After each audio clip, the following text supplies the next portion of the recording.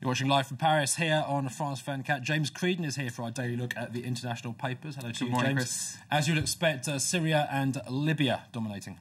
Yes, and the International Herald Tribune has both of those stories featuring prominently on the front page. A united demand for Gaddafi to quit, that after yesterday's London conference. That's their main headline. And here you've got a photo in Damascus yesterday of pro-Bashar Assad demonstrators. This after, I suppose, lots and lots of anti-Assad demonstrations in recent times. Now, if we move to The Guardian, there's an article by a Syrian writer based in London, Rana Kabani. She says that demonstration that we saw there on the front page of the IHT was clearly staged.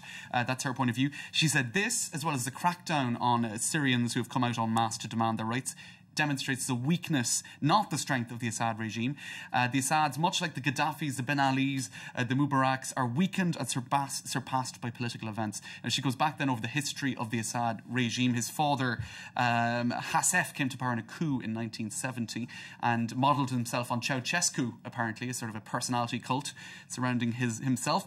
And they talk, she speaks extensively about the bombing of the city of Hama in 1982, which left 15,000 civilians dead, a brutal crackdown on protests there, which left the country, I suppose, too frightened to revolt for some 3 decades. Now, she says that fear barrier has been broken. So an interesting take on things there in The Guardian. OK, the world press obviously are discussing what to do with Gaddafi, diverging opinions across Europe, really. And The Guardian's got some interesting stuff on the Italian position. Yes, the Italians are looking for a safe haven for Gaddafi to be secreted off to, a country which perhaps which hasn't signed the treaty which founded the International Criminal Court, because the International Criminal Court is pursuing Gaddafi for the violent crackdown on protests recently. So countries like Algeria, Morocco, Qatar haven't signed that treaty. Perhaps he could be, he could find a safe haven there. Yet the ICC has the power to pursue him even in these countries. Now, what's interesting here, I think, is that the ICC was set up by a treaty signed in what city?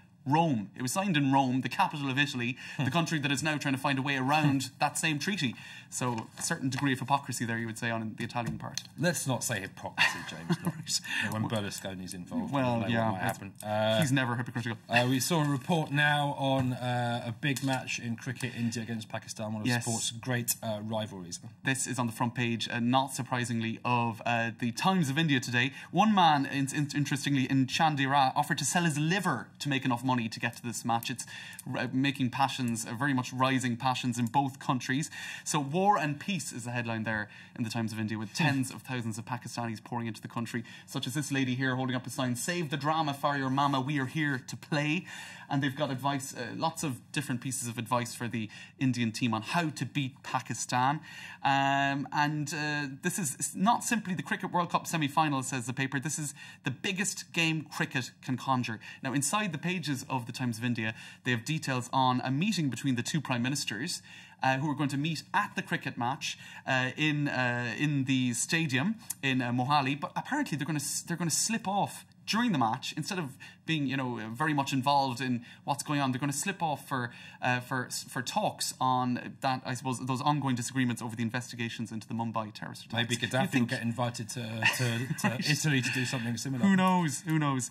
And in the Pakistani paper, perhaps very briefly, we'll have a look at Dawn. They're getting a half-day holiday in Pakistan to look at the match, and their editorial there is saying it's a cricket match. Repeat, it's just a cricket match, trying to remind very passionate supporters that it is just a game of sport. After all, just a game indeed. The Independent, the UK paper, next, and some interesting news about the opposition leader Ed Miliband. Yes, and his musical tastes, which seem to fluctuate and vary depending on who he's talking to.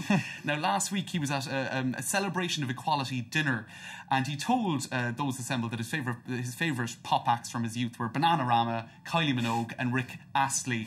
Now, when questioned, a Labour source said this might simply have been to curry favour with a largely gay crowd. And interestingly, he told a Labour Uncut blog last year that Beethoven's Ninth Symphony was amongst his favourite tunes. No mention of Kylie during that particular interview. So I'm kind of wondering, how can you trust a man who says to one crowd that he likes Kylie and to another that he likes Beethoven, because really the two don't meet anywhere. Politicians and pop music, is it ever a good mix, do you think? Probably not.